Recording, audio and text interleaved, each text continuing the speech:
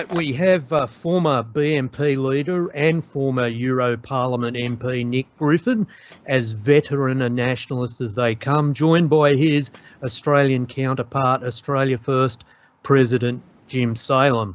Our topic: the Western media's concoction of alarmism over Ukraine, the continuing demonisation of Russian President Vladimir Putin. Essentially, NATO wishes to assert its right to create an inverse Cuban missile crisis by parking warheads on Russia's doorstep, and are most displeased that Russia regards this as impertinence.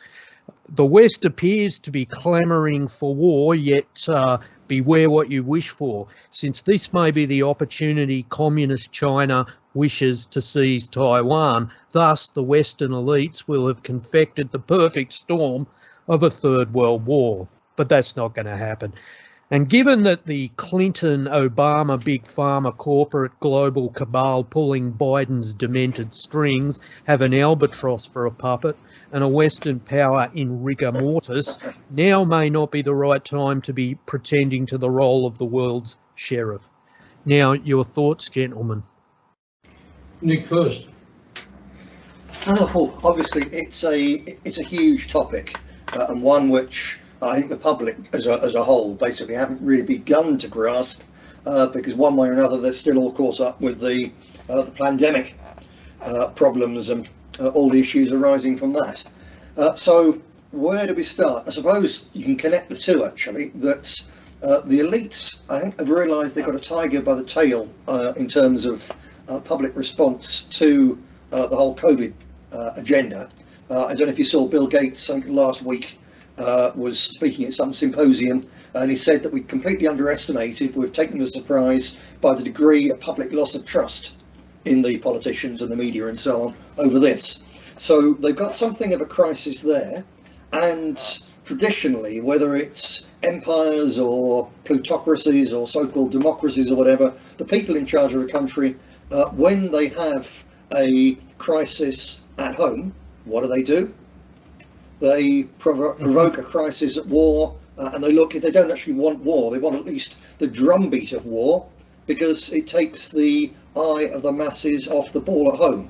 And I think at least part of it, because of course lots of other issues you've got, just as you've got big pharma and this COVID pandemic, so when it comes to wars and rumours of wars, you've got the military industrial complex. So always follow the money, of course. So there's all these different reasons pushing for the drumbeat of war, as your introduction suggested. I don't think it's sensible for the West to think, well, we're going to make this a shooting war. I don't think probably they want that, but whether they do or not, they of course run the risk of getting it. I was somewhat intrigued by the fact that the Ukrainian puppet president Zelensky didn't want to play the game. And he came out and suggested that some of the modelling put up by the United States was not true. There's no doubt that what took place in Ukraine, say from 2013 forward, was a putsch, a coup, to install in Kiev a government that was much more amenable to NATO, EEC and other US interests. And I don't believe, recently, I think it was last week, someone in Ukraine, they published an enormous list of about 180,000 persons who they said were politically unreliable in Ukraine. Now, admittedly, the relationship between Great Russia and Little Russia, between Russia and Ukraine, has always been, it's had issues to it, it's always been problematical. But I find it rather hard to believe that although Russia may mismanage a lot of its behaviour, that there is in Ukraine a desire for war with Russia. I don't believe there is. But this government that's been installed there, this Biden-connected government, may indeed attempt to incite it. So we have a lot of forces that are pushing towards some sort of confrontation. The last thing is, I don't think the media's reports that the fact that Russia has forces training close to the Ukrainian border, that they're actually going to attack. Weeks have gone by, these forces have been there and there's no attack. Now, if there is no attack, and I don't really believe that there will be, The media, of course, as we all know here, never self-corrects. It never says, oh, well, we got that one wrong. They simply move to the next engineered crisis to hope to push the right buttons to get that confrontation. And I do believe that whatever else can be said for Putin's system, and it does have many flaws and faults within it, I don't believe that the Putin system desires war. But is this strictly strategic? I mean, on one hand, they're mooting the threat of Russia moving into Ukraine. Strategy, but is it about strategy, or does it have something, a wider significance to the global economic cabal? Nick? Well, the first thing to consider, as Jim mentioned there, the way in which the Ukrainian president is saying, "Whoa, hold on here a minute, it's not as bad as all this." I think the Ukrainians, or at least some of them, are beginning to realise, despite their hostility to Russia for various reasons, despite that, I think they're beginning to realise that when NATO in general, and especially the Americans, are saying, well, yeah, we're going to probably have a war, there's going to be a war, and we'll give you all the help you need, and if it happens, there'll be devastating sanctions against Russia, Yeah. but we're not going to come and fight for you. I think the Ukrainians might now be beginning to understand that the Americans will fight this war to the last Ukrainian, and it's not really very attractive. And then, of course, I think in terms of the, you mentioned the media role again. So I've seen comments, particularly on the Saker blog. I don't know if you look at that. It's done by a Russian who lives in the United States, or part Russian who lives in the US. Usually very well informed. And there's commentators on there, Martinov in particular, saying that the Western images of bases showing these huge arrays of Russian tanks and so on just across the border are actually, in at least some cases, showing bases which are hundreds of miles away, which have always been there. So, as usual, we've got the weapons of mass destruction, or the babies being tipped out of incubators, or the Tonkin incident, or the Belgian babies being tossed onto bayonets, or the ship being sunk in Havana Harbour. As usual, we've got the media simply telling lies to make things appear worse than they are, partly because it's what the politicians, of course, want, and the media and the politicians are all intertwined, but also, I guess, traditionally it sells papers. So you've got that factor there, and I think probably the biggest factor of all in this, and one where we get the giveaway when the whole of the West, or rather the USA's Western puppets, are saying that if we can poke Russia enough so that there's a war, the result will be, we're not going to fight, don't worry, the result will be devastating sanctions. Devastating sanctions is really code word for shutting off Nord Stream 2, which is the big new pipeline built between Russia and Germany. And the devastating sanctions on Russia would actually be more devastating to Germany and to the West, because Russia is already under sanctions. They've got used to sanctions. They've worked very hard in recent years to establish alternative systems of all sorts and alternative markets, especially working with China.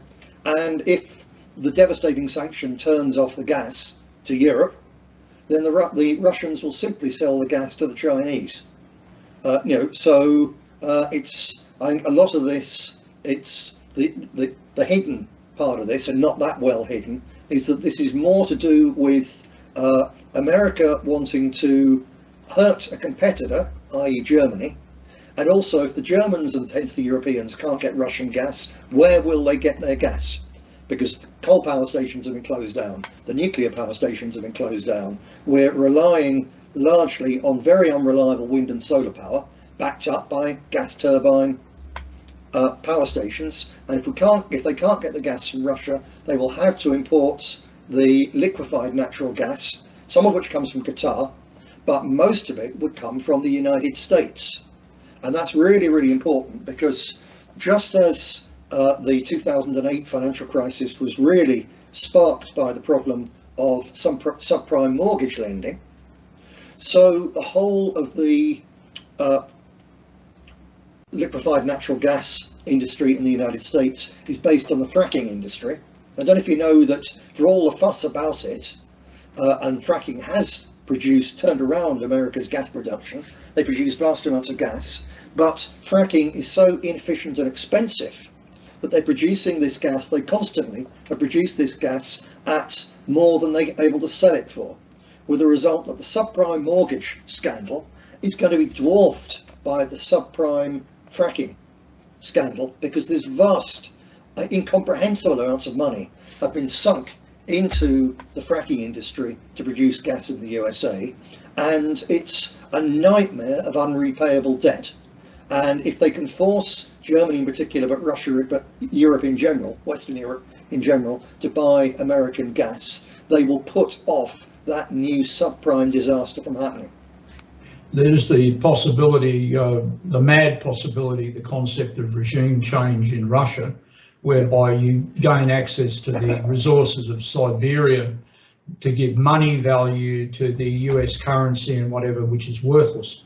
This endless extension of the boundaries of the EEC and NATO into Eastern Europe, a lot of these regimes, many of the people who staff them, to use the phrase, returned there from the United States after the collapse of the old communism. A lot of the people involved in Baltic politics and Ukrainian politics were all really Americans who happened to have Ukrainian surnames or Lithuanian surnames, and as good capitalists, they migrated to these countries to play a role in their politics. They're no more Latvian and Ukrainian as I'm Swiss.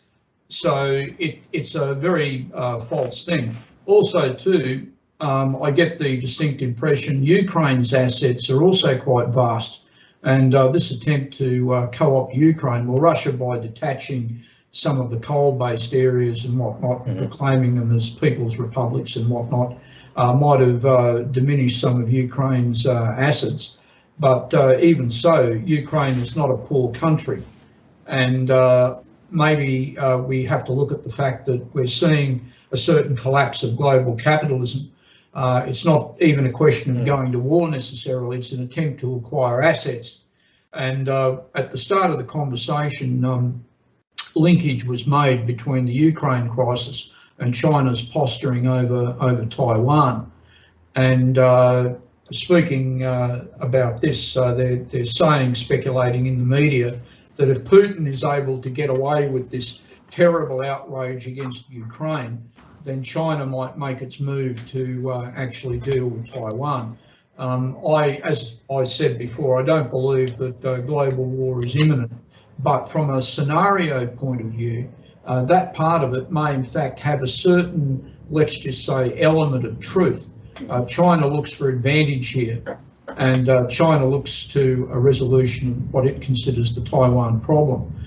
If China were to do that, it would actually cause probably global capitalism to collapse, or at least in the short term. It would bring on depression, not recession, depression. So if not there, if I just interject for a moment, in Taiwan, because it's overwhelmingly where the entire West gets their microprocessors from, and that alone would cause an economic catastrophe. So yeah, there's big stakes here. Indeed. And I was just, sorry. But wouldn't now be the perfect time to do it?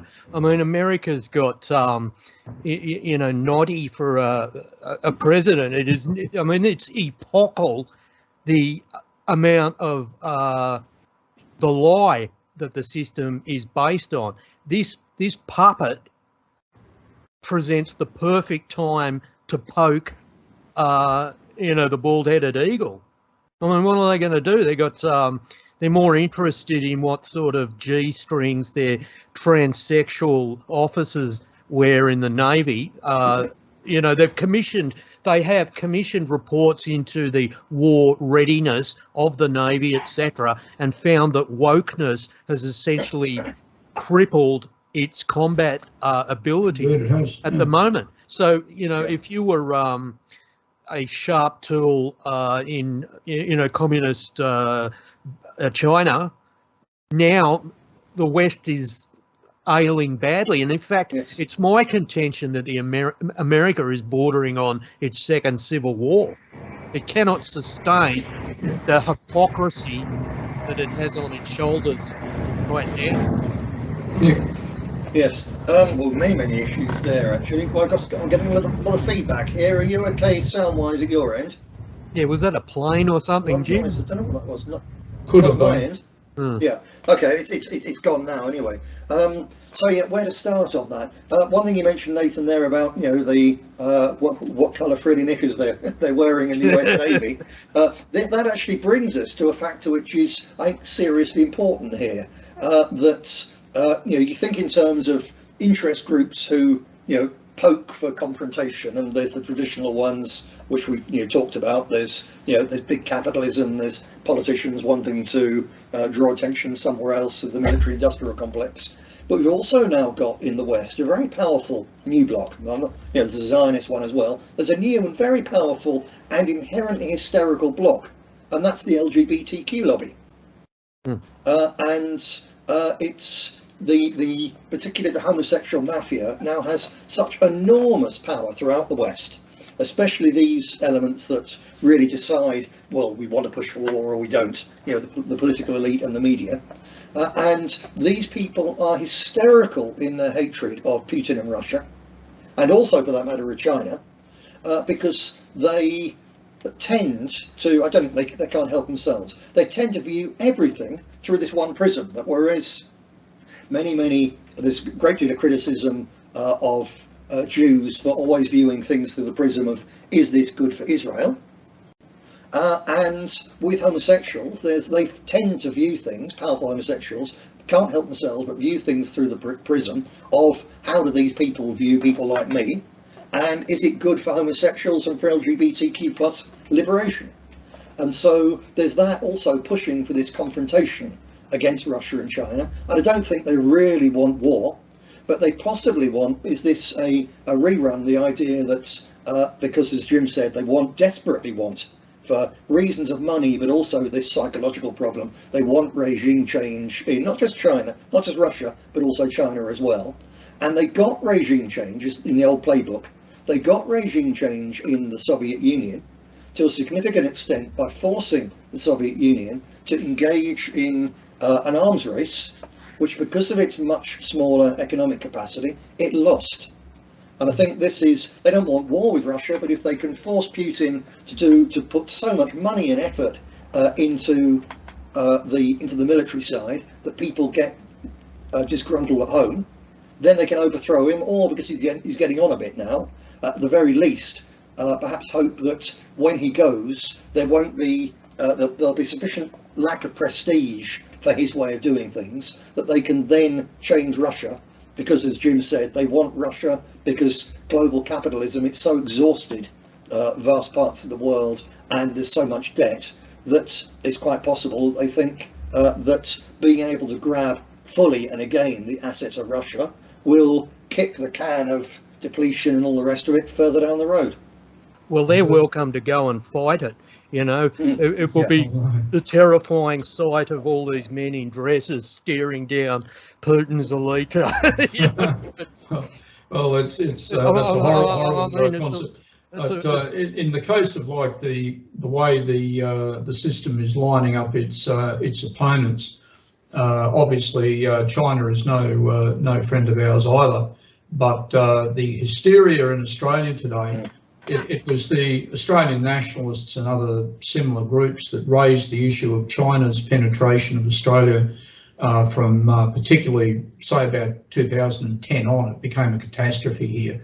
Land, businesses, agriculture, everything was sold. Overseas students by the bucket load, and so on. And the Liberal Party, which is our equivalent of your Tories, was all for it. It was all business. They even sold the port of Darwin to a Chinese corporation, and irony of ironies, the security guards of the Chinese corporation were actually a company of the People's Liberation Army. So we actually had the PLA guarding the wharves in Darwin.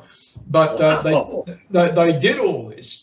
And now, of course, they've changed their mind. Now they're saying that the Chinese are bullies and they're all these things, which, of course, in itself is naturally quite true. But they've now converted over to this, and they're looking for a new axis of evil. So they're saying that a certain modus vivendi that exists between Moscow and Peking at the moment over certain global issues shows there's an alliance, and of course they're friendly with the government in Iran, which is also another big bogeyman in the Middle East, and so on. So they've now got an axis of evil for the allied powers to go to war against. I obviously think in Australia's case we're looking for armed neutrality, but what do you think the reaction is on the ground amongst Europeans to this, what you described before as a drumbeat of war? Do you think people in Europe are looking towards neutrality as well? What are they looking for? Overall, overwhelmingly, the public, if you can actually get, if you put this to them, or where people do, because not everyone's an idiot, so people do think about these things, and it's the same as with basically every war that comes up. People don't want to fight it. You know, it's not just the Americans who were, you know, who historically are isolationist. People don't want to fight wars for their governments, for the super rich, against people's, you know, whether it's next door or further afield. And the default position is, you're not sending my son, you're not taking my taxes to pay for that. And it's still the case, which is, of course, is why when the one elite or another wants a war, or at least wants the drumbeat of war, because one way or another they perceive it as in their interest, they have to push so much propaganda, because naturally people don't want to go and fight. So they have to be wound up to fight. And there's certainly no appetite, I don't think, anywhere in the West for fighting Russia. Nobody wants that. Absolutely nobody. Sorry, Nick, go on. There's much more innate racist hostility, as it were, towards the Chinese.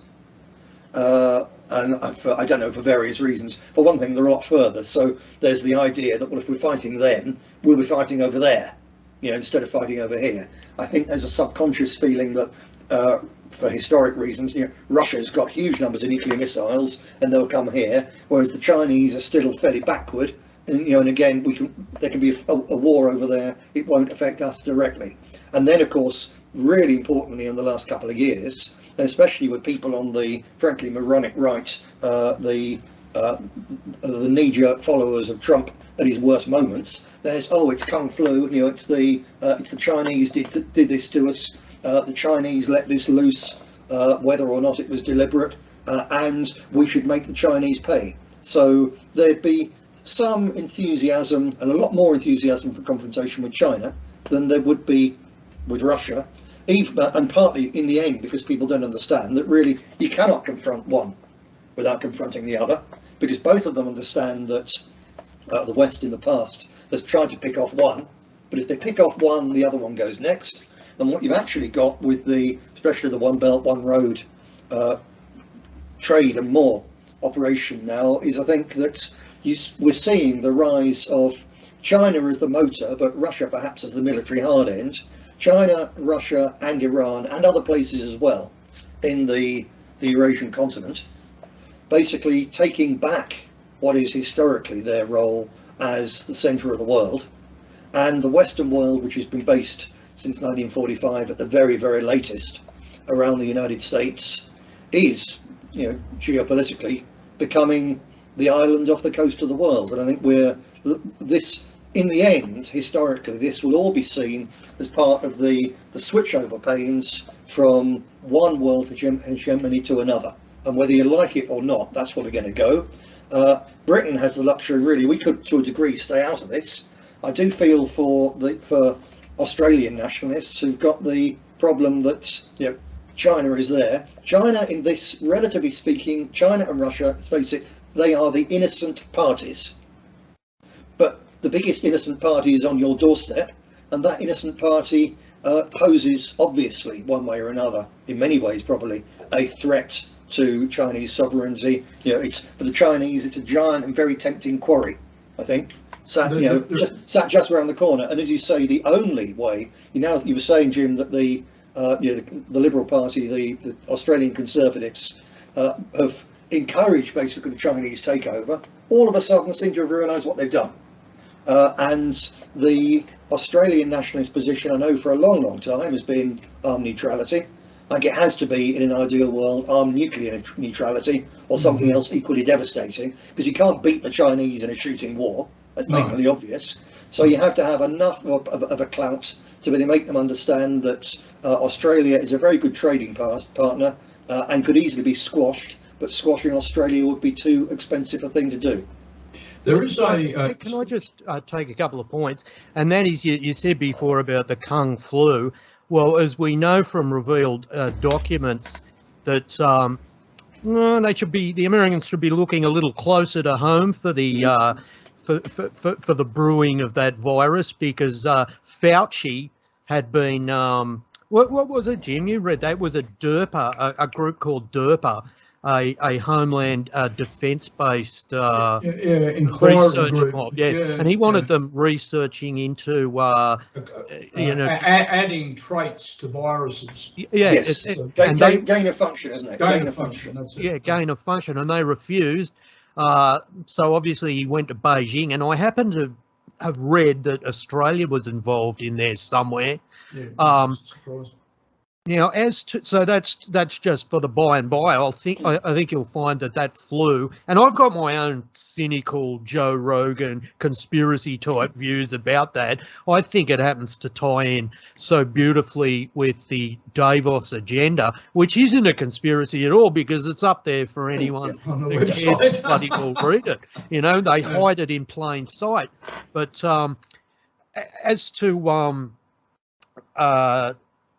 the position of the Conservatives turning, well, it's funny how it turned at exactly the moment that the Five Eyes wanted it to turn.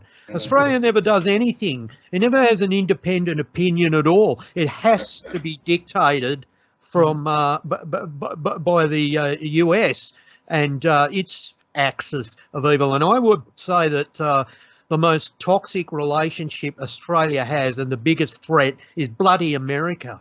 Yeah. I think so, absolutely. The only caveat I put on that, viewing it from here in Britain, is that there have been a number of instances in recent years when the real push for America to do her worst and to really throw her weight around and confront Russia and all the rest of it, the push for this very often seems to come from Britain.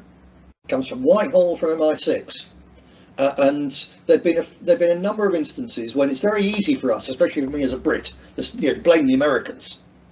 But there've been a number of instances when the Americans, the best example in recent years was the fake poison gas attack in Syria, which was used obviously to push America towards war in Syria on behalf of all the usual suspects, and that came from the British intelligence.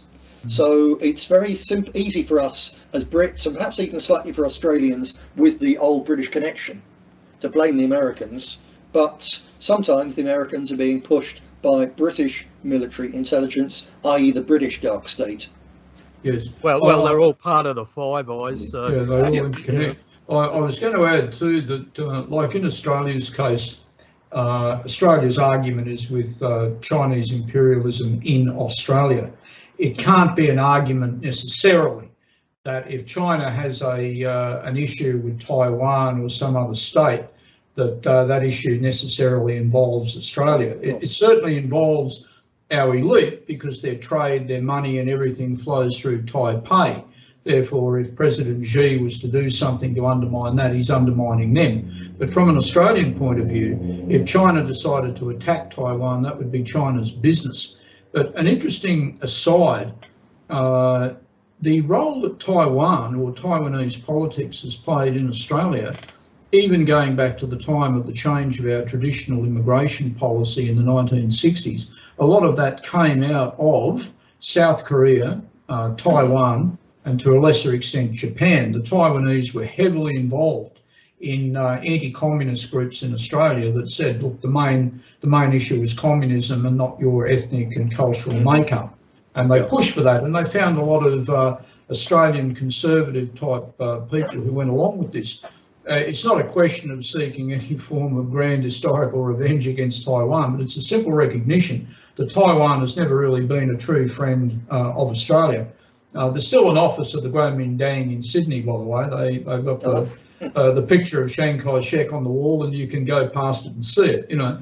And a lot of the Chinese community here are, of course, many of them, you know, followers of Taiwan, but more and more are, of course, followers of mainland China. But it also suggests to me a very interesting thing, that if Australia is seeking armed neutrality and distance from China in Australia, a change of government here or in the nationalist direction, Australia has no reason whatsoever to, I'll say, oppose Chinese demands on Taiwan. Doesn't mean to say you get involved in it. It simply means that you've got no real reason to oppose it. Can I just say, one thing that Nick mentioned that is crucial in any forecast about that is the semiconductor, the microchip fight. Now, at the moment, China is not at the capability of manufacturing technologically or otherwise. They'll catch up, but if they get Taiwan, that means we would have to buy every little chip that's coded into any bit of advanced military hardware. It also means that if the silly buggers actually did seriously attack Taiwan, it would take a generation for them to digest it. Well, see, what people don't understand is domestically in China, there is a reluctance to that because of the hangover of the one-child policy. Yeah, indeed. Now, these children have to take care of their elders. They're a little bit more committed than the Western counterparts. They look after their elders. It's possibly the only virtue they can boast, but they do. So it's not just a matter of sending off a soldier to die, it's the backlash, and we know how people power can erode dictatorship in China when it gets pissed off. It would be a dangerous proposition. There's no doubt about that. I wasn't suggesting it was anything else but. Oh, no, I wasn't suggesting. You were suggesting. I'm certainly not. I'm merely saying that it's an historical question that sits there. It demands, from their point of view, resolution. They've never given up the idea, and I doubt they ever will. And it's their backyard. And it's their backyard. For the last 1,000 years, it's been made up of southern Chinese pouring across. Yeah, and I mean, it's such a multi-tribal, multilingual, multi-racial little spot. But of itself, it won't be too easy for the Chinese to take by force because of its geographical structure. Not at all. But it is interesting how we see linkages now between questions on the other side of the world, and the media has clearly made the link between Ukraine and Taiwan, but on the basis of bad dictators planning to attack small places. Now, we're not saying the regime in Peking is any sort of lovely place, because it obviously isn't. In fact, it's a danger, I would say, to humanity, including in the long term to Russia too. But it's interesting that the media makes that claim. Oh, the bloody media. And the media is all over it like a rash, you know. And they're saying, well, you know, you can't let these bad dictators get away with this anymore. Then you can allow the Iranian Navy to patrol up and down the Straits of Hormuz. You can't have that either. It's a call to obviously restrict other states. And this is something I'm seeing in the media. There's no questioning of what Russia's actual rights are in Eastern Europe. And I suppose Russia has particular rights. According to some commentators in Australia, which I found quite remarkable, they actually said that when the Soviet Union collapsed, the US system made a promise that they wouldn't extend NATO eastwards. And yet it's more than that, Jim. It's more than that. When they were discussing the specifically the reunification of Germany, which was based on the withdrawal of Soviet troops, the key part of the agreement, when that was decided and it was agreed that would be done, NATO pledged in writing that that NATO would not be expanded eastwards. That in return for the Russians withdrawing hundreds of miles and letting the countries that had been part of the Soviet bloc go theoretically independent, how independent you are in the European Union is another matter, in return for that, NATO would not expand westwards and would not move its missiles, eastwards, and would not move its missiles eastwards. And that pledge has obviously been completely broken. And when you consider that NATO has a long-standing policy of the first use of nuclear weapons as a legitimate way of waging war, then of course the Russians cannot possibly accept now having American missiles, whether the warheads there at the time are nuclear or not, because they can be so easily adapted and changed. They cannot possibly accept Ukraine being part of NATO and American missiles being on Russia's doorstep. Yet Russia hasn't started a war with anybody, basically. Russia, except possibly with the Turks over Crimea and the Black Sea and so on, but apart from that, Russia has historically is the punch bag for aggressive West, and quite often for that matter racist Western powers coming in and launching existential attacks on Russia. And that's always been on the basis that the war is in Russia. And having lost, 23 million people in the last war, I think it's now understandable the Russians have clearly made a decision. We are not fighting the next war in Russia. If you want to fight a war with us, it's going to be on your turf. So when you add to that the fact that all Russia has taken from Ukraine is Crimea, which Khrushchev gave to the Ukrainian SSR, to Ukraine. So it's absolutely a strategic asset, and everybody there, I think the vote was 98% in the referendum for unification with Russia. And similarly in Donbass, just simply look at the map of Ukraine in terms of the linguistic boundaries. Yes. And the Donbass states and so on are basically simply Russian. So under all rules of international law such as it exists and pure common sense and humanity, of course those places should be part of Russia, especially when the Zio-Nazi regime that the West imposed in Kiev was literally sending death squads into those towns and villages and murdering people because they're Russian speakers. For no other reason. So in the case of what's going on in Ukraine, I would say that it's quite unusual, because usually in wars and the run-up to wars, you got wrong on both sides. In this case, I put my neck on the line and say Russia is 100% right and justified.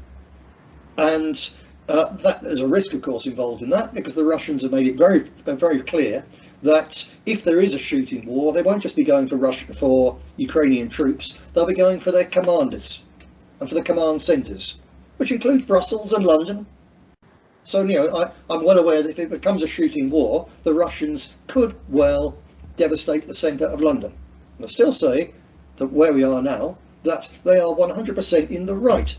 And if the war comes, it will be entirely our fault, and we have to take the pain that goes with it. Which is quite a radical position for a British nationalist. If I can now move on and slightly play devil's advocate on the Chinese position, because obviously I understand how for you, because Jim, for decades, we've occasionally been in touch, and always there's the problem that Australia has with China. But look at the position realistically. The division between China and Taiwan is not much. It doesn't much predate the division of Germany, and it's a purely artificial political division, and it cannot possibly stand in the long term. Correct. And yes, at present, the Chinese are behind the Taiwanese in the microprocessors. And as Nathan said, so if the Chinese swallow up Taiwan, then we'll all have to buy microprocessors from China. We buy everything else from China. What bloody difference is it going to make? Seriously. The China is going to get, if they don't get Taiwan, they will get their own microprocessing capacity and so on in any case. So I would say that our reliance upon, if you don't want to be reliant on China, then you have to have a massive and hugely expensive and very painful campaign of creating your own industries and so on, of genuine national protectionism, which I would respectfully suggest Australia is not really capable of. It would be a massively expensive thing for America to do, let alone for Australia to do it. So therefore it's unrealistic, and the best that Australian nationalists can really aim for is to ensure that ethnically and culturally Australia remains Australia, and that she has a sufficiently big stick of weapons of mass destruction that everybody, particularly China, leaves her alone. But other than that, you have to accept that there's going to be this very big, very powerful, in effect, neighbour. And the best way to deal with that neighbour is not constantly poke, scratch your eyes out. It's to actually go along with things. I believe the best thing for the West to do is to say to China, right, it's obviously you're going to get Taiwan, you want Taiwan. As a matter of fact, I believe that despite the moat between the two, I reckon if the Chinese invade Taiwan, they will take it within 24 hours. And be very, very easy.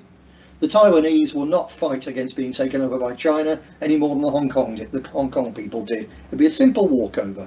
Given that that's inevitable, one way or another it's going to happen, the best thing for the West will be to say to China, right, we understand your position here. Okay, we'll help you take Taiwan peacefully. And in return, we're going to negotiate. And then look at the things which are seriously a worry and negotiate and do that. That's, as I say, it's devil's advocate, but I think it's a damn sight better than allowing this thing to fester and be something that the media and the people in the West who want at least a drumbeat of war can do the same thing against China as they're doing against Russia, as they've done against Iran, as they did against Iraq, as they did against Germany, as they always bloody do.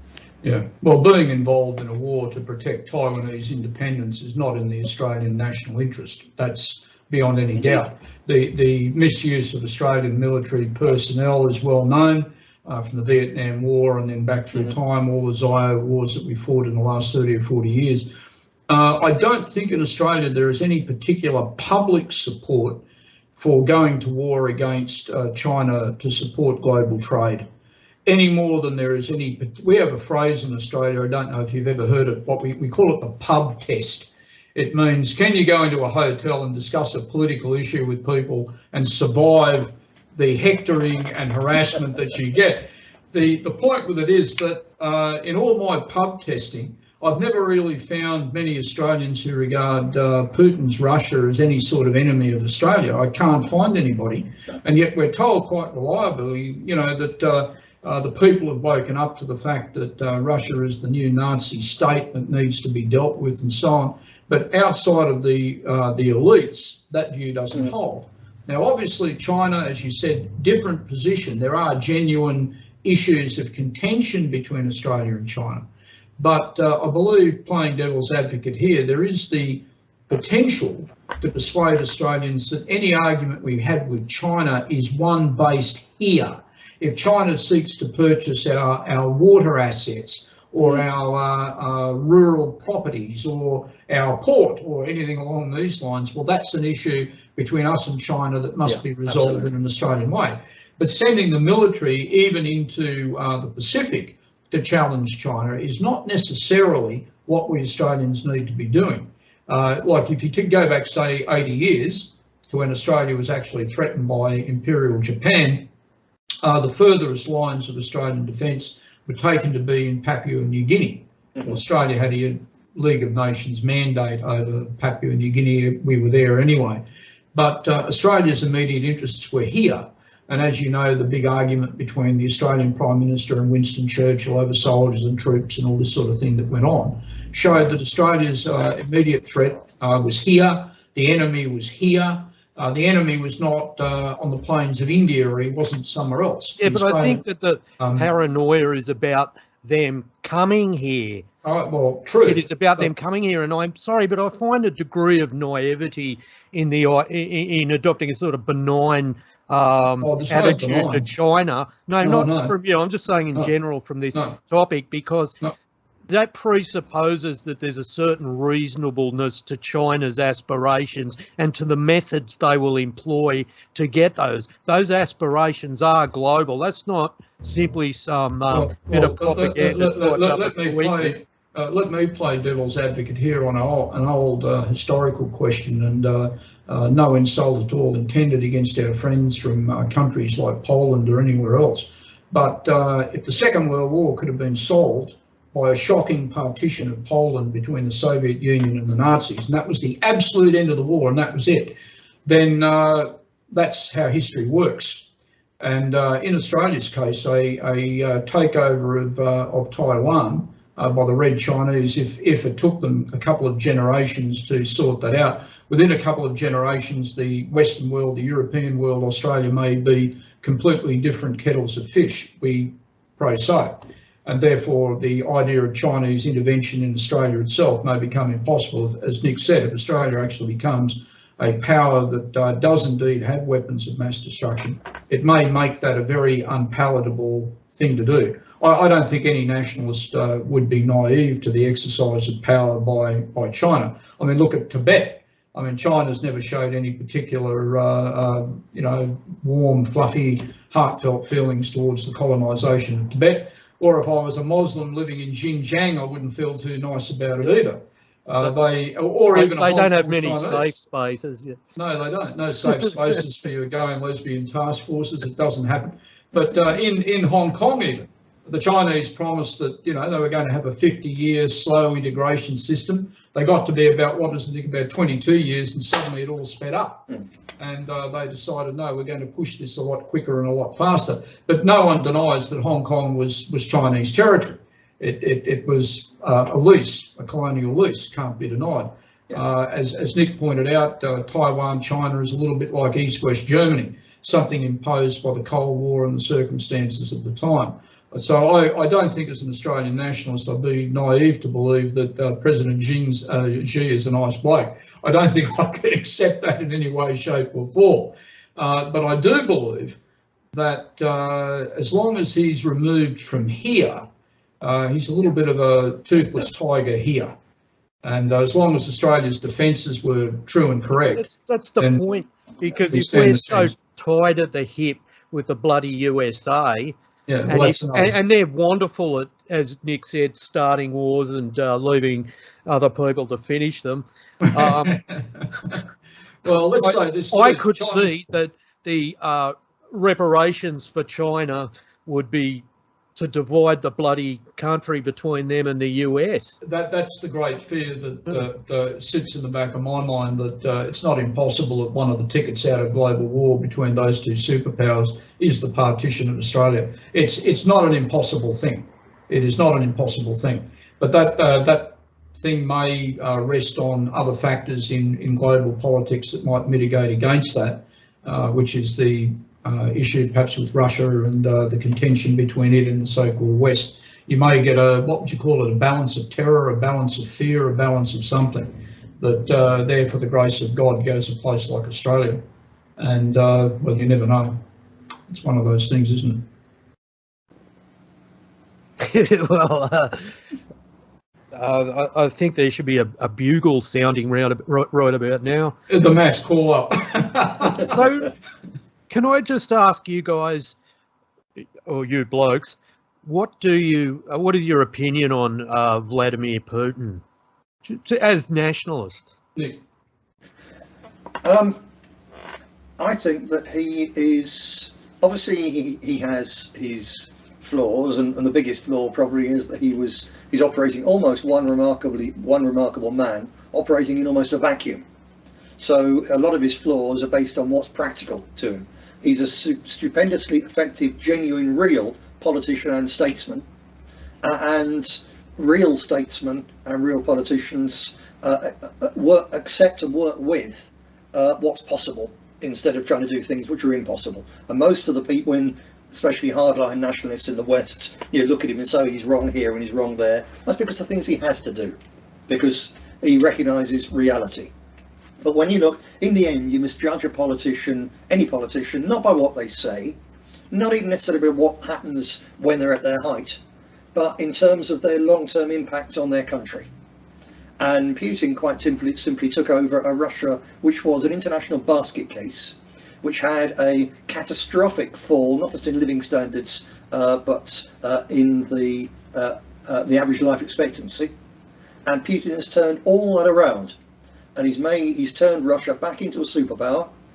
Although there's still problems with corruption and all the rest of it, although how on earth anyone in the West dares to worry about corruption somewhere else, I do not know. The sheer chutzpah of it is amazing.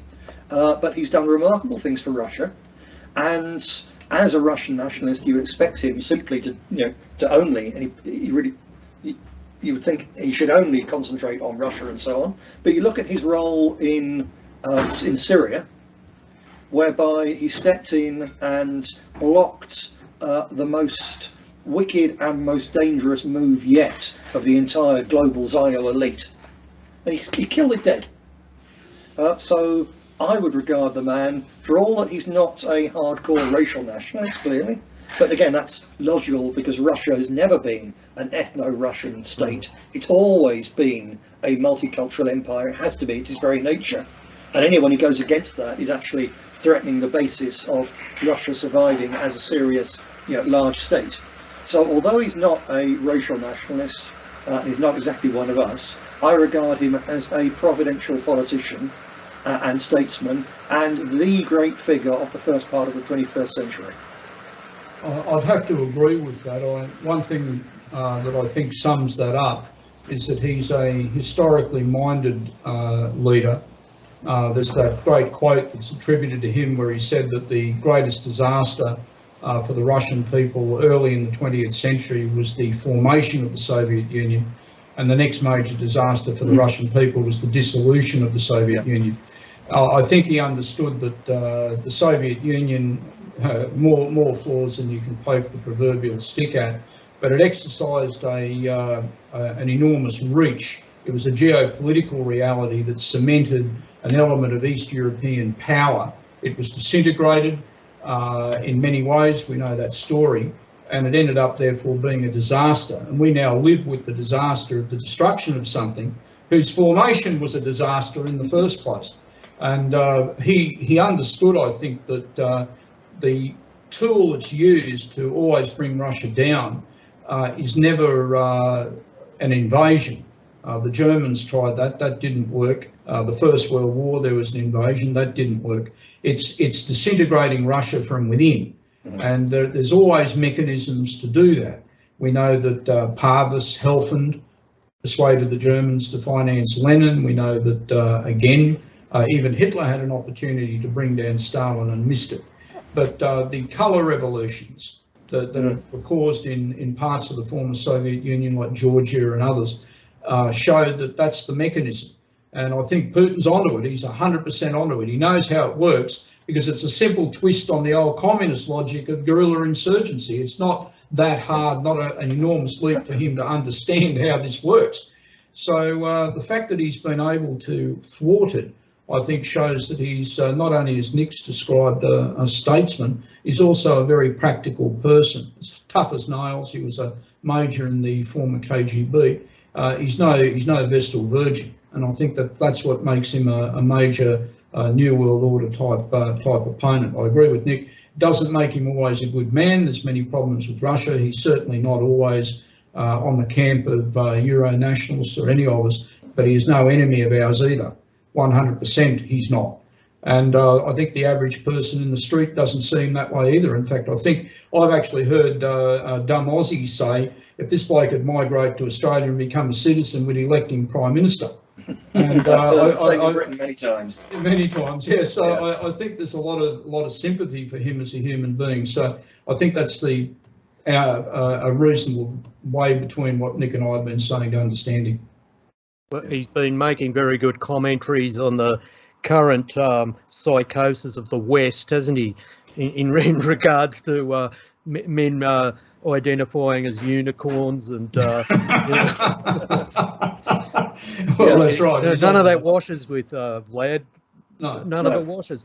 So, look, I might just ask Nick, can you give us a breakdown on domestic affairs in the old Dart? Oh, what's very briefly, because I guess we're fairly near the end of the show now. Yeah, we are. So everything in Britain now is focused, of course, on the Boris Johnson regime being under such enormous self-inflicted pressure, and here you've got it hasn't offended me that they had parties in number 10 and they didn't take the rules seriously, because I didn't take the rules seriously, but it's offended millions upon millions of Brits, and the more seriously people took the rules, and the most serious were the ones who accepted that they couldn't see their parents or grandparents or whatever as they died in hospital. They died alone in hospital. The more seriously people took the rules, the more angry they are with Boris Johnson. And the sheer arrogance and nerve and stupidity of what they did with the Partygate and so on also, marks him out simply as unfit to govern, unfit to do anything. But on top of that, you've got the fact that the whole of the media elite, especially, who were all pro Europe, they were all Remainers. They hate Boris Johnson because he became the figurehead that got us out. There's question marks really over that, but that's not worth going into. Just perceptually, he's the man who got Brexit done, so they hate him and they want to bring him down. And he deserves to be brought down because it's the sheer incompetent stupidity. And if they find him, if they've been caught out stealing $100 million, £100 million, you can understand why someone might want to steal £100 million. But why someone would risk everything just to have a party? It's unbelievably stupid. And I think now the only reason he might survive is that the people who really want him out, which is the handful of Conservative MPs and ministers who might take his place, they don't want him out yet, because we've got elections coming up, local elections coming up in May, and the Conservative Party is going to be obliterated, and they would rather Boris Johnson is in power until, theoretically in power, because he's not anymore, he's a lame duck. They'd rather he was in power until after those May elections, so they don't get the blame. But everybody else wants Johnson gone yesterday, including many Conservative MPs, who, even though it's not their seats on the line in May, it's their councillors' seats in their constituency. And if they go, they lose a lot of money, they lose boots on the ground, they lose campaigning ability. So therefore, the Remainers want Johnson out, the Labour Party, all the rest of them want Johnson out. The mass media want Johnson out, and apart from anything else, it's a good story. The British people want Johnson out, and most of his MPs want Johnson out. So I'll be quite surprised if Johnson's still there in 2 weeks. And beyond that, it's quite amusing to watch. It is, of course, smoke and mirrors and nonsense, because it's not as if he's some uniquely evil man crazed in his opposition to Vladimir Putin, desire for war, etc., etc. The ones who will replace him will be exactly the same, because they come from the same field, they're run and owned by the same people, they're influenced by the same crackpot ideas. So it's all very exciting to watch, but in the end, nothing is going to change, and we will continue to go to hell in a handcart. He is the archetype upper class twit of the year, isn't he? He's got a slightly inbred thing about him that I... inbred with a horse, perhaps. A champion. No, that's the creature running New Zealand. Come on, be realistic. God, yeah, it is. Well, teeth run in her family. Well, look, gentlemen, this has been a lively chat. This has been a very edifying chat, and I look forward to us doing it again. I'll say good night to you both, and.